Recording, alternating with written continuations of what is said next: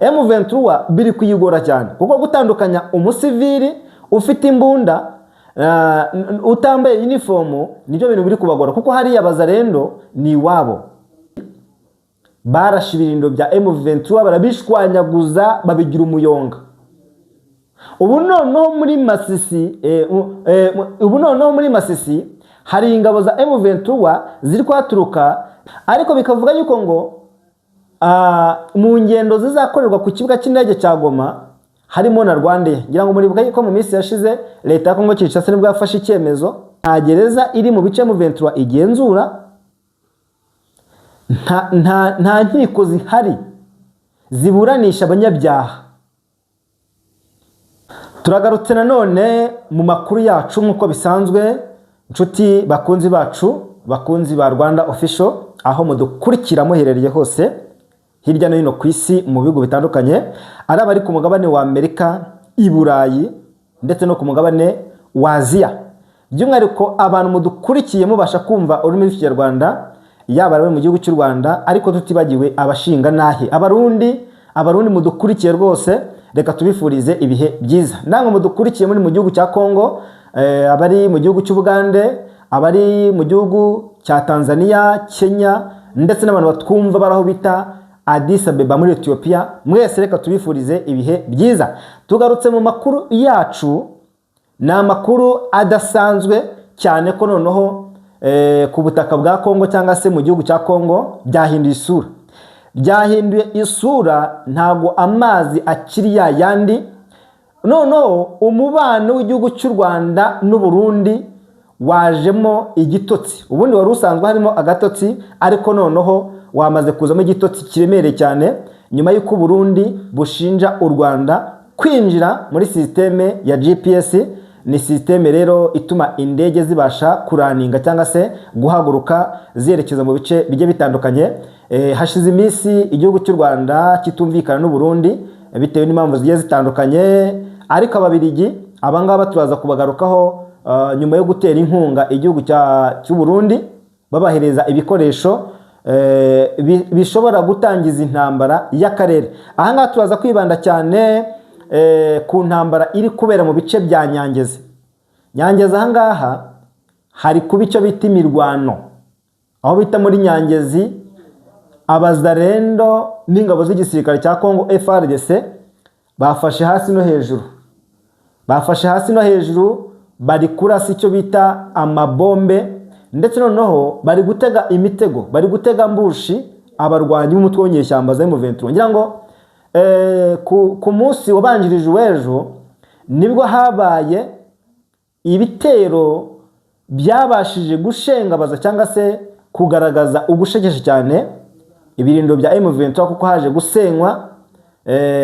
gusenywa amamodoka aratwikwa, abaturage hariya bahasiga ubuzima, ndetse na M23 ihatakariza abasirikare. Ngira ngo mu kuvuga ukuri ahangaha muri Nyangezi na nyuma yaho imirwano ikomeje kuba. M23 ikimana kubona ibiriya bihabareye ari nayo ihagenzura, yagerageje kuhagota cyangwa se kwazenguruka, ariko abazarendo basa naho bakiri mu ntambara ikomeye cyane n'abarwanyi ba M23. Nuvuga ngo abazarendo kuri ubu ngubu twavuga yuko bisize insenda nyuma y'ibyo bakomeje kugenda bakora. Ahangaha ni muri metero bibarirwa ko aregati ya 15 n'ibirometero 13 winjira mu mujyi wa Bukavu. Umujyi wa Bukavu kuri ubu ngubu twavuga yuko utari mu mutekano uhagije, na cyane no bino bice bya Kavumu hari ikibuga cy'indege, ntago hari umutekano uhagije mu kuvuga ukuri, kuko imirwano yaho yo ikomeje kurushaho kugenda ifata indi ntera. Nuvuga ngo tekinike abazarendo bari gukoresha, bari gusohoka mu mazu bambaye imyenda isanzwe cyangwa se imyenda ya gisivili, noneho bakinjira mu ntambara bahanganye n'umutwe w'inyeshyamba za M23. M23 biri kuyigora cyane kuko gutandukanya umusivili ufite imbunda utambaye uniform nibyo bintu biri kubagora, kuko hari abazarendo ni wabo ni mu miryango yabo, ni muri bene wabo. Nuvuga ngo baza kumanywa bakaba ari abaturage basanzwe, ariko umugoroba wagera bakahuka mu baturage, bakahuka mu bice, bakinjira mu birindo bya M23, intambara ikarota. Ni ukuvuga ngo rero M23 kuri ubu ngubu iracyafite akazi gakomeye cyane kumenya abazarendo ndetse n'abaturage basanzwe. Ni ukuvuga ngo operasiyo zose ziri gukorwa hariya ziri gukorwa mu buryo bwa gisivili cyangwa se mu buryo bw'ubutasi. Niyo nzira abazarendo bari gucamo kugira ngo bahunganye umutekano wahanga muri Kivu y'Amajyepfo. Ahangaha ni muri bice byo muri aho bita za Nyangezi ndetse n'agace bita Sukuru, n'agace bita Suruku, n'agace bita Suruku. Ibi ni ibice bimanze imisi biberamo intambara ikomeye cyane. Reka twigire ku Burundi n'u Rwanda rero, aho Burundi bwongeye gushinja u Rwanda kugerageza kwinjira muri systeme y'ikoranabuhanga ya GPS ikomeje ngo kubuza ikibuga cy'indege cya Bujumbura gukora neza. Ubundi u Burundi burwana intambara mu gihugu cya Kongo buvuga yuko buhanganye n'u Rwanda. Ni ibihugu byinshi biri muri gihugu cya Kongo bikomeza kugaragaza yuko u Rwanda ariko rwajyanye ngabo ku butaka hariya bwa Kongo. Iyi systeme ya GPS yongeye kuvangirwa nyuma yuko no mu minsi yashize nyirango ni mu mwaka ushize twabonye Afrika y'Epfo ishinza u Rwanda ko ariko rwinjira muri GPS yahariya muri Kongo, bakayobya cyangwa se bagahagarika indege kugira ngo zigende. Ubusanzwe Burundi bwari busanzwe bufitanye agatotsi cyangwa se amakimbirane n'u Rwanda bishingiye ku ntambara yo muri Kongo, kuko u Burundi buvuga yuko u Rwanda rwinjira muri Kongo rugafasha M23 bahanganye nabo, ariko nanone bafasha umutwe w'inyeshyamba za Red Tabara. Ibiri kubera muri Kivu y'Amajyepfo hariya muri Sud Kivu cyangwa se mu bice byo muri za Uvira nabyo byongeye guhangayikisha cyane isi muri rusange. Hariya abarundi ngo bari kurasa M23, ni amakuru bakomeje kugenda tugeraho. Nubwo hari bidatangazwa, buriya hari ibyo tumenya ariko hari n'ibyo tutamenya. Ibyo tumenya rero cyangwa se ibyo twamenye, ibyo byo ni ihame tugomba kubibabwira uko byagenda kose. Buriya ngo abarundi hariya muri bice byo muri Uvira nyuma yo gushinga ibirindiro bikomeye, noneho M23 ikananirwa kubirenga. Ababirigi barimo barifashisha ingabo z'abarundi gutangiza intambara ikomeye cyangwa se yagutse nkuko babyifuzaga. Ngira ngo mu minsi yashize twanabigarutse tuvuga yuko ababirigi bashaka intambara yagutse. Guhera mu gitondo cya kare haramutse indi mirwano ikomeye cyane ahangaha muri Sud Kivu, bivuga yuko ngo abarundi bamaze iminsi barunda ibindi bikoresho ndetse n'iby'ikoranabuhanga ahangaha muri bino bice byo muri Kivu y'Amajyepfo, ariko nanone byegereye ibirindiro bya M23. Ababirigi bakimara kubona yuko hatangiye ibiganiro hagati y'abarundi ndetse n'u Rwanda bigamije gukemura ibibazo biri hagati y'ibi bihugu byombi, ababirigi babonye yuko nta kundi kuntu bazinjira neza muri iyi ntambara bateje polemique cyangwa se bateje ibibazo bino bihugu by'ibituranyi. Niko gufasha igihugu cy'u Burundi, buriya babahaye drone, buriya babahaye za drone zirimo n'izikoranabuhanga rihanitse cyangwa se rwo ku rwego rwo hejuru. Ari nayo mpamvu Perezida Evariste Ndayishimiye yatangaje yuko ngo igihugu cye gifite intwaro zikomeye zarinda igihugu cy'u Burundi, ariko ngo bitazwi n'u Rwanda. Ububirigi burimo burategura intambara yagutse bifashishije u Burundi.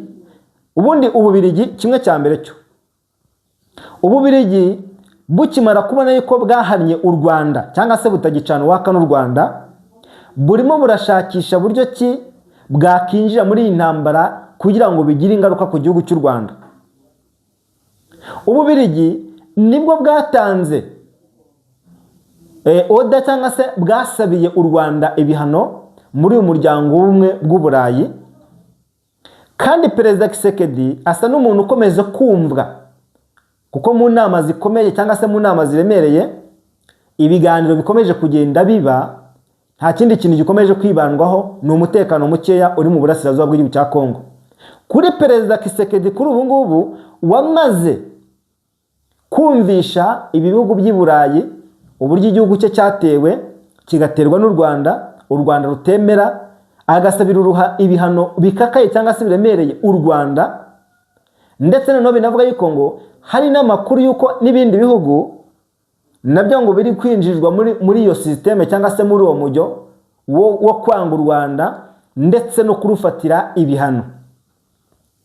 Ububirigi ubu bwo bufite uburakari gusabira u Rwanda ibihano bakabishyira mu bikorwa ariko ntibigire ingaruka ku Rwanda. Iki ni ikintu gikomeje kurakaza cyane Ububirigi, ndetse u Rwanda rwo rumaze iminsi runagaragaza yuko ibihano byose ruri guhabwa cyangwa se ruri gufatirwa na bino bihugu by'umuryango umwe w'Uburayi ko nta kintu bivuze. Ibi noneho bikarushaho kurakaza ndetse no gutera umujinya Ububirigi muri rusange, dore ko bimeze no muri Kivu y'Amajyaruguru aho bita muri Walikale. Nyamuneka mwabantu mwe, iyi ntambara yo irahitana benshi. Muri Walikale hakomeje kuraswa hakoreshejwe drone. Ngira ngo tumaze iminsi tubabwira yuko hari abasirikare benshi batakarije ubuzima mu ntambara yabereye hano muri Walikale. Ibitero bidasanzwe by'izi ndege zo mu bwoko bwa drone z'Ababirigi barashe ibirindiro bya M23 barabishwanyaguza babigira umuyonga. Ubu noneho muri Masisi hari ingabo za M23 ziri kwaturuka zerekeza muri abice byo muri teritwari ya Walikale ngo bakomeze berekeza aho bita za Kisangani. Nuba ngo M23 ingabo zayo zirara muri teritwari ya Masisi irimo irazideployinga cyangwa se withdrawinga izivana muri Masisi izerekeza hehe muri Walikale, kuko muri teritwari ya Masisi nta mirwano iri kuhabera ihanganishije M23 n'ingabo za Kongo. Bari gufata abasirikare bo muri teritwari ya Masisi bakabazana muri Walikale kugira ngo babashe kwa advancinga, na cyane cyane ko bahari bari gutegura guhura n'ingabo z'Abagande bakubaka ubumwe. Ibi byose Abanyaburayi bamaze kubibona, bamaze kubivumbura. Ibi byose Abanyaburayi bamaze, ubundi twamaze kubabwira yuko guhana M23 cyangwa se kuyifatira ibihano cyangwa se imyanzuro ni ukugerageza kwica intege mu buryo bwa gisirikare. Niyo ngo gahunda ihari ahangaha ku Banyaburayi icyo bari kugerageza gukora ni uguca intege M23. Guca intege M23 ni gute? Aba bayobozi ba M23 bamaze guhabwa ibihano bose aho bava bakagera. Ubu ngubu bivuga yuko bakomeje gushakishwa, kuko nyuma yo guhabwa igihano cy'urupfu n'urukiko rukuru rwa gisirikare rwa Kinshasa, nyuma yo gufatirwa ibihano mpuzamahanga bashinjwa ibyaha by'intambara, ibyaha by'ubugome bwibasira inyoko muntu, hariya muri Kivu y'Amajyaruguru bavuga ko M23 yakoze ubwicanyi buremereye. Ngira ngo umushinjacyaha mukuru wa leta ya Kongo Kinshasa hariya bari guca amarenga yuko ubushinjacyaha bukuru bwa leta ya Kongo buri gutegura gushyiraho urukiko mpanabyaha rushobora kuzahana rwihanukiriye abagize uruhare mu byaha bavuga yuko byakorewe muri Kivu y'Amajyaruguru no muri Kivu y'Amajyepfo muri iyi ntambara, ariko nanone bikazagaragaramo ibihano biremereye cyane ku bashobora kuba barabigizemo uruhare. Ahangaha hazagaragaramo Abanyekongo ndetse ngo hagaragaremo n'abandi twavuga yuko bashobora gushinzwa ibi byaha, kuko twabonye ko ubu muryango umwe w'Uburayi wagiye ufatira ibihano bamwe mu basirikare b'u Rwanda babashinja kugira uruhare mu bikorwa by'ubwicanyi bwakorewe ahangaha muri Kivu y'Amajyepfo ndetse no muri Kivu y'Amajyaruguru. Nuvuga ngo hagati ahangaha uyu muryango cyangwa se uru rukiko ruramutse rugiyeho rushobora kuzafata imyanzuro cyangwa se ibihano biremereye cyane ku Rwanda. Rero ni kimwe mu bihugu biza ku isonga cyangwa se biza ku mwanya wa mbere mu gushinjwa gufasha uyu mutwe w'inyeshyamba za M23. Ni nayo mpamvu bino bihugu byinshi birimo Abadage, Abongereza, Abafaransa, Abanyamerika, aba bose mu by'ukuri kuri diplomasi bakomeje kumva ibyo Perezida Tshisekedi avuga, ariko sino kumva ibyo Perezida Tshisekedi gusa avuga, kuko biragaragara ko harimo akaboko k'Ababiligi n'inyungu bafite ahangaha, kuko ibyo Perezida Tshisekedi abwiye Ububirigi bufasha Perezida Tshisekedi kumvisha ibindi bihugu by'i Burayi ubusabe, kuko buriya byanze bikunze amarira Perezida Tshisekedi akomeje kurira imbere y'aba banyaburayi cyangwa se aba banyamahanga niyo akomeje gusa nkaho amutabara, niyo akomeje kugenda amurengera. Ni ngo Perezida Tshisekedi we icyo akora ni ukugenda akereka cyangwa se agasaba Ububirigi icyo bifuza. Ububirigi nabwo icyo bukora ni ukujyana raporo cyangwa se ni ukugenda kugaragaza ubusabe bwa Perezida Tshisekedi, ariko ahangaha ni ukuhitondera. Ahangaha ni ukuhitondera rwose, kuko byanze bikunze mu minsi iri imbere dushobora kuzabona impinduka. Dushobora kuzabona impinduka zikomeye cyane tutigeze tubona cyangwa se tutatekerezaga. Mu minsi yashize hari amakuru yamenyekanye cyangwa se yaravuzwe aramenyekana nyuma y'uko Afurika y'Epfo yemeye kuva ku butaka bwa Kongo inyujijwe ku kibuga cy'indege cya Goma. Ahangaha ku kibuga cy'indege cya Goma ni ikibuga kuri ubu ngubu kiri gutegurwamo ibisasu cyangwa se amabombe yatezwe n'abari bahanganye n'umutwe w'inyeshyamba za M23.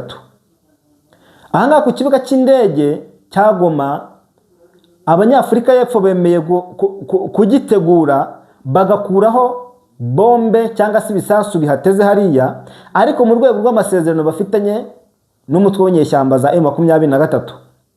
Iki kibuga cy'indege rero ngo cyiteguye gukorerwaho ingendo nk'uko byari bisanzwe, ariko bikavuga yuko ngo mu ngendo zizakorerwa ku kibuga cy'indege cya Goma harimo na Rwandair. Ngira ngo muribuka yuko mu minsi yashize leta ya Kongo Kinshasa nibwo yafashe icyemezo cyuko nta ndege n'imwe y'u Rwanda yemereye guca mu kirere cya Kongo. M23 isa niyamaze gukora balkanization, kuko irimo irategura gukoresha ingendo ahangaha mu mujyi wa Goma cyangwa se ku kibuga cy'indege cya Goma mu gihe cyaba kimaze gutegurwa. Buriya inyungu ya M23 izaba ifite gufungura ikibuga cy'indege cyangwa se kuba igifite ari kizima, nuko Abanyafurika y'Epfo bemeye gusiga iki kibuga gitunganyije kimeze neza, ariko nabo bakemererwa iki? Bakemererwa kutaca ku gihugu cy'u Rwanda, bakemererwa gutwara ibikoresho byabo bya SADC, ndetse ikindi bakemererwa no gutwara imitungo yabo bafite cyangwa se zahabu n'amabuye y'agaciro bafite hariya. Abangaba nabo bemerewe kubitwara. Ni ukuvuga ngo rero ahangaha kuva M23 yatangaza yuko igiye gukora ingendo ndetse no muri zo izafungura harimo na Rwandair, bizagira ingaruka, cyangwa se abantu benshi bakomeje kuvuga yuko hari ingaruka zishobora kugira ku gihugu cy'u Rwanda, kuko nubwo Perezida Tshisekedi akomeje kuvuga ati natewe n'u Rwanda, u Rwanda rukavuga ruti nta bimenyetso, nta basirikare dufite hariya, nta ntwaro dufite hariya, bariya ni abanyekongo bakeneye impinduka, bashaka uburenganzira bwabo. Hari n'ubucuruzi bivuga yuko ngo mu minsi yashize hari bamwe mu bagize M23 ngo baba bakomeje kugerageza gufungura amasoko ndetse no kwagura ibikorwa by'ubucuruzi. Ni ukuvuga ngo imihahirane cyangwa se imigenderanire hagati y'ibice bigenzurwa na M23 n'u Rwanda ndetse n'Ubugande. Ibi ni ibice M23 igenzura, kuko twabonye ko M23 igenzura imipaka yose ihuza u Rwanda ndetse na Kongo. Inzira zirafunguye cyangwa se ziruguruye, ni ukuvuga ngo abaturage n'urujya n'uruza bakomeze gukora imihahirane n'imigenderanire hariya. Bivuze ngo u Rwanda rero n'ibice M23 igenzura nta kibazo kirimo, yaba ku ruhande rw'u Rwanda na Kongo ndetse no ku ruhande rw'Ubugande ndetse na Kongo. Ngira ngo ku bantu bibuka amagambo yatangajwe n'umuvugizi w'igisirikare cy'Ubugande PDF, ariwe watangaje amagambo, ngira ngo ni mu mpera z'umwaka ushize, ni uwo bita Brigadier General Kurayige. Uyu Brigadier General Kurayige, umuvugizi w'igisirikare cy'Ubugande PDF, yatangaje yuko nta kibazo na kimwe bafitanye na M23. Ahangaha yavugaga yuko rero ngo inyeshyamba ze M23 zidahungabanya umutekano w'Abagande, ari nayo mpamvu batarwanya M23. Impamvu barwanya imitwe ya EDF irwanira mu ntara Ituri ihungabanya umutekano w'igihugu cy'Ubugande, igahunganya n'umutekano w'igihugu cya Kongo. Niyo mpamvu habayeho imikoranire hagati ya M23 ndetse n'igisirikare cy'Ubugande UPDF. Kuri ubu baravuga bati mu gihe haba hafunguwe zino Rwandeya ku butaka bwa Kongo nk'uko bivugwa, ndetse hagafungurwa n'ibikorwa by'ubucuruzi cyangwa se ku mugaragaro hakabaho ibikorwa by'ubucuruzi hagati y'ibice M23 igenzura n'u Rwanda, abasesenguzi bagaragaza ko iki kintu gishobora guteza amakimbirane noneho ku rwego rwo hejuru cyangwa se intambara yeruye hagati ya Kongo nyirizina n'aba banyamahanga bayishyigikiye ndetse n'u Rwanda. Kuko ubundi intambara y'akarere isa no yamaze gutangira, kuko dukurikije uburyo turi kubona abasirikare benshi bibi bihugu bigize akarere ka Afurika y'Uburasirazuba bakomeje kugaragara ku butaka bwa Kongo, biragaragaza ko hari ikindi kintu kiri gutegurwa kirenze ibyari bisanzwe. Ubu ngubu Ububiligi ni kimwe mu bihugu twavuga yuko byabaye ibya mbere mu guhurura cyangwa se mu gutabara Kongo. Ububiligi nicyo gihugu cya mbere cyatabaye cyangwa se cyahuriye Kongo nyuma yo kumva ubusabe bwa Perezida Felix Antoine Tshisekedi mu manama menshi agiye atandukanye, cyangwa se mu nama nyinshi zigiye zitandukanye zihuriramo abayobozi bakuru b'ibihugu ndetse n'abahagarariye za guverinoma yabo, bakomeje kwita cyane kuri M23 n'intambara barwanamo hariya mu gihugu cya Kongo. Ariko none bakagaragaza yuko impamvu iyi ntambara itarangira ari ubufasha cyangwa se ari abari kuyirwana bashinza ibi bikorwa by'ubugizi bwa nabi. Mu minsi yashize habayeho kwibaza igihano cyaba gihabwa abakoze ibyaha mu bice M23 igenzura, hakibazwa uburyo bakemura ibibazo nta nkiko bafite, nta gereza bafite mu bice M23 igenzura hariya, nta nkiko bafite, nta gereza bafite. Kandi twabonye ko mu minsi yashize habaho ikibazo cy'umutekano mukeya, abaturage bavuza induru bavuga bati ubwicanyi bumeze nabi, imyigaragambyo n'ubirakomeje hariya mu mujyi wa Bukavu, abaturage batakamba bavuga bati abaturage bakomeje gupfa umunsi ku munsi, bavuga bati ubwicanyi bukomeye cyane mu mujyi wa Bukavu no mu bindi bice bitandukanye. Ubu bwicanyi bukorwa nande? Ubu bwicanyi bukorwa nande mu bice M23 igenzura?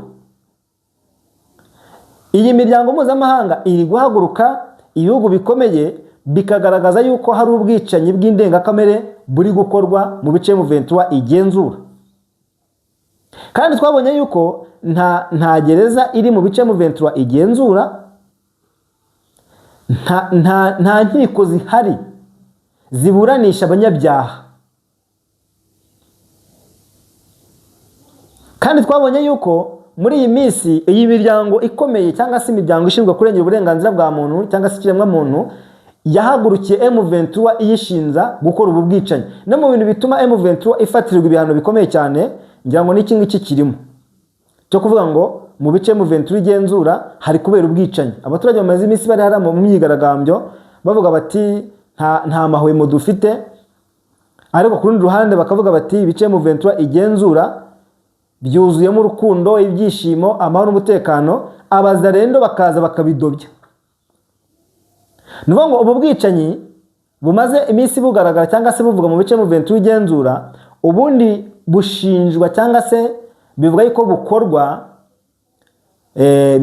bukorwa na bamwe muri aba bazarendo. Ubundi abazarendo abenshi ni abaciye mu gisirikare cyangwa se abasezerewe mu gisirikare, abigize indwanyi, ariko bamaze iminsi bakamejeje, bamaze iminsi bari kurwana. Abazarendo bamaze iminsi bari kurwana kurenza uko FARDC irwana, kuko aba bazalendo bafite intwaro, kandi ikindi bakomeje kwitoramo abayobozi bakitwa ko aribo abajenerali bayoboye urugamba. Nuvuga ngo abazalendo ubu ngubu bari gutera muri Kavumu, ejo bagatera muri hariya mu mujyi wa Bukavu cyangwa se mu nkengero zabo, ejo bakagaragara muri Nord Kivu, muri abice byo muri Walikari. Abazalendo muri centre ya Masisi bahamereye nabi, bivuga yuko ari nabo bari kwagenzura ni centre ya Walikari. Ingabo z'ababirigi ntabwo ziri gutera ibirindo bya Kongo, aho bazi hose ko abasirikare b'abazalendo cyangwa se ingabo za Kongo ntabwo bahatera, bo batera ibice bazi neza ko birimo abarwanyi ba M23. Nyuma yuko M23 isubiye inyuma muri ibi bice byo muri territoire ya Walikari, binavuga yuko hari abasirikare benshi bahasize ubuzima, byatumye byongera guhumura amaso bamwe mu barwanyi ba M23, noneho batangira kwideployinga mu tundi duce ariko mu buryo bwa tekinike. Nuvuga ngo abarwanyi ba M23 kuri ubu ngubu abenshi biri kubagora cyane kwinjira mu duce tundi, hakifashishwa bamwe mu banyekongo bamenyereye, kuko urabona kuva wenda tuvuge nk'abasirikare ba M23 muri territoire ya wenda ya Rucuru, hari ibice bumva cyangwa se babashe kugeramo, ariko abaturage babo babona bakabona yuko batabazi. Ariko nko mu bice mu barwanyi ba M23 bavuyemo, mu bice M23 yagabyemo ibitero hagafatwa abasirikare ba FARDC basanzwe baturuka mu bindi bice bitandukanye, biraborohera cyane. Nuvuga ngo M23 kuri ubu iri gukoresha uburyo bw'ubutasi cyane kurenza ibindi bintu byose, cyane rwose ngo ku mugoroba ujya kundi ukabona hariya abantu rwose ngo bari nko ku muhanda bokeje nk'ibigori, ukabona rwose ngo bokeje nk'ibigori, ukabona ngo bibereye nko mu kabari bari kunywa, ukabona barimo barakora ibindi bikorwa bigiye bitandukanye, nyamara bari kuri tekinike za gisirikare. Buriya rero tekinike za gisirikare ziba ari nyinshi, cyane cyane iz'ubutasi. Ngira ngo minsi yashize nibwo umuvandimwe yacu yatubwiraga ati hariya muri Sud Kivu ubutasi buhakorerwa bwa M23 usanga benshi ari abanyonzi, abamotari, abacuruzi. Ibi byose bakabikora bari mu nyungu zibabyarira, bari mu bikorwa bibabyarira inyungu, ariko ubundi bari mu kandi kazi. Ubwo nibwo butasi rero bivuga yuko bukomeje gukoreshwa n'abarundi hariya muri Sud Kivu, na M23 ikabukoresha. Kereka hari ingabo za Kongo hariya niho nigeze numva rwose bavuga bati bafite ubutasi bwo hejuru ku buryo babasha gukoresha uburyo nk'ubu ngubu. Ntabwo twigeze tubona FARDC muri ibi bikorwa by'ubutasi nk'ibi ngibi. Ibi ngibi tubibona cyane cyane kuri M23 n'abarundi. Kuri M23 n'abarundi basa nkaho bahanganye, kuko urugamba barwana rwose barwana urugamba rumwe, bakoresha system imwe, yaba uburyo bwo kwataka, yaba uburyo bwo kubika amakuru ndetse no kuyimana, yaba uburyo ubwo aribwo bwose bwa gisirikare. Bivuga yuko buriya abarundi na M23 bajya kumenyana cyangwa se kurwana intambara imwe zisa, ariko nanone tekinike nazo ugasanga ziratandukanye. Ariko none buriya abarundi bagiye bagaragaza icyo twakwita systeme z'urugamba zitandukanye cyane n'izatekerezwaga, kuko kugeza kuri ubu ngubu nta muntu ntago dushidikanya ko hari abantu benshi batekerezaga ko kuri iyi saha cyangwa se kuri ubu ngubu M23 ntabwo yakabaye itarinjira muri Uvira ngo ifate uriya mujyi, ifate Bukavu, ifate Goma, ibi bice byose byibikeho, izi neza ko nta kandi gace na kamwe yasize. Iyi niyo gahunda rero yari iri hariya mu rwego rwo kugira ngo babashe gukomeza ibikorwa byabo. Reka none tugaruke mu makuru yacu arebana n'ibyo Uburusiya buri gutegura hariya. Uburusiya buri gutegura kurangira kw'intambara bahanganyemo na Ukraine. Nyuma y'aba basirikare bashakwa bagera ku ibihumbi 160, Uburusiya buri gutegura ikintu kiremereye cyane ndetse no gutsinda intambara bahanganyemo na Ukraine, nyuma y'uko Ukraine yo ubwayo itangaje yuko ibyo ubu Amerika yagiye yishyiramo yo kuganira na Perezida Vladimir Putin batabyumva. Ngira ngo mu minsi yashize nibwo Zelensky yagaragaje yuko kuganira na Perezida Vladimir Putin bidashaka gutanga igisubizo, ahubwo ngo babigizemo babifosinzwe cyangwa se babihaswemo na Leta Zunze Ubumwe za Amerika. Ubushinwa ndetse na Taiwan ni imwe mu ntara zigize Ubushinwa ariko ishaka kwigenga, ishyigikiwe cyangwa se ifashijwemo na Leta Zunze Ubumwe za Amerika. Aha ngaha rero rwose Ubushinwa bwaravuze buti reka dutegura intambara ikomeye cyane. Amato 19 amaze iminsi ari mu myitozo azengurutse ikirwa cya Taiwan, mu gihe hashize iminsi Taiwan ivuga yuko yiteguye kurwana n'Uburusiya, yiteguye kurwana n'Ubushinwa. Ubushinwa nabwo buvuga buti hariya rwose ni iwacu, ntago Taiwan igomba kwigenga nk'igihugu ibifashijwemo na Leta Zunze Ubumwe za Amerika. Tuzarasa Taiwan mu gihe yaba itabyumvishe, Amerika nivanga nayo tuzayirasa. Reka tubashimire inshuti zacu mubanye natwe cyangwa se mukomeje kubana natwe aho mutwumva muhere hose mu bice bitandukanye. Tugira tuti amakuru yo rwose ni ikintu twiyemeje kubahereza kandi dukomeje kujya dukurikirana hafi. Ubwo rero niba ari ubwa mbere ubanye natwe, ushobora gukanda kuri subscribe, ushobora gukanda kuri like, ushobora kuduha ibitekerezo muri comment, ushobora no gusharinga amakuru akagera kure. Nako tuhari ku bwanyu kugira ngo tubashe kubagezaho update zose.